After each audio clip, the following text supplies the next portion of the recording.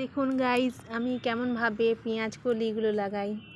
অনেকে আছে দেখেছি ফলের যে ট্রেগুলো থাকে, তো তাতে প্রচুর মাটি টাটি ভরা থাকে।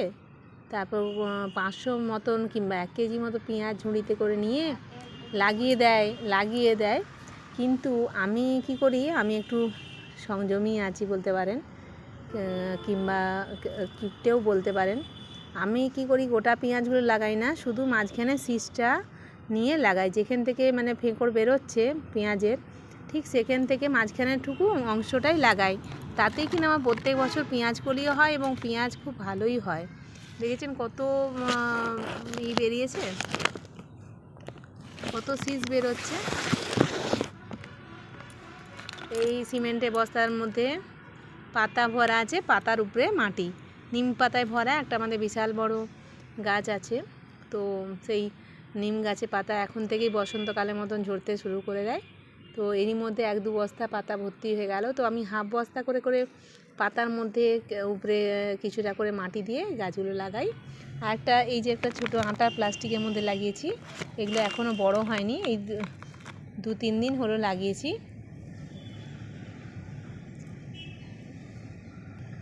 তারপরে এই একটা আটার প্লাস্টিকে লাগিয়েছি, আর একটা গামলাতেও লাগিয়েছি। এখানে একটি আলু গাছও লাগিয়ে দিয়েছিলাম, আর কতগুলো গাঁদা গাছ আপসেই হচ্ছে। এই যে এখানেও দেখুন কত সুন্দর পেঁয়াজ কলি লাগিয়েছি। আমি কিন্তু পেঁয়াজগুলো লাগাই না, শুধু পেঁয়াজের মাঝখানটুকু লাগাই। হ্যাঁ, 1-2 গাছ নষ্ট হয়ে যাচ্ছে, কেন জানি না, পেকে টেকে গেছে। এই যে শুকনো হয়ে গেছে, কিন্তু এমনিতে দেখুন ভালোই হচ্ছে, এগুলোই বড় হবে অনেক। এটা একটা গামলার মধ্যে লাগিয়েছি। আর এইগুলো আমি সকালে এসে এখানে রেখে দিয়ে গেছি, এখনও লাগানোর সময় পাইনি, বিকেলে লাগাবো। মানে বিকেল তো হয়ে গেছে, সন্ধে হতে যাচ্ছে প্রায়।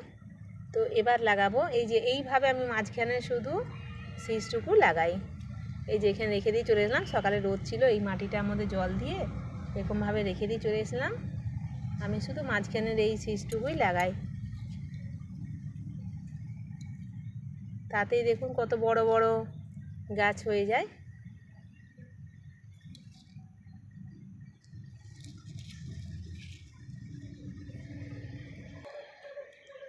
এখানে সবই ছোট ছোট চারা টাইপের গাছ হচ্ছে। এই যে উচ্ছে গাছ, এখানে সব মুগ গাছ, গাঁদা গাছটা শুকনো হয়ে গেল প্রায়।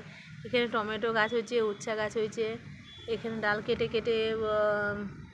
কেটে এই যে জবা ডাল, পিঙ্ক কালারের জবা ডাল এনেছিল আমাদের বাড়িতে একটি মেয়ে, এনে দিয়েছিল আমাকে।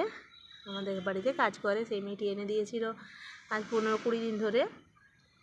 তো এই ডালগুলো থেকেও পাতা বেরিয়েছে। একটি পুঁই গাছ, এগুলো আলু গাছে কত পাতা তুলে ভাজার সঙ্গে মিশিয়ে দিয়েছিলাম, কলমি শাকে ভাজার সঙ্গে মিশিয়ে দিয়েছিলাম। এটাতে বালতিতে আলু গাছ লাগিয়েছি, এই টমেটো গাছ, এই লঙ্কা গাছ, আর এই যে পেঁয়াজ কলি, এই যে এতেও লাগিয়েছি। এই 2-3 দিন হলো, এগুলো এখনও বড় হয়নি, সম্ভবত কালকেই মনে হয়, হ্যাঁ কালকেই লাগিয়েছিলাম এগুলো। এগুলো বড় হয়ে যাবে, পরে আবার দেখাবো, যখন আরও পেঁয়াজ কলিগুলো বড় হয়ে যাবে দেখাবো কেমনভাবে হয়। এই যে আমি এইভাবেই লাগাই, কিন্তু আমি পুরো মানে গোটা পেঁয়াজটা লাগিয়ে নষ্ট করি না, শুধু মাঝখান থেকে যেখান থেকে গাছ বেরোতে শুরু হচ্ছে শুধু সেইটুকু জায়গাটাই আমি লাগাই।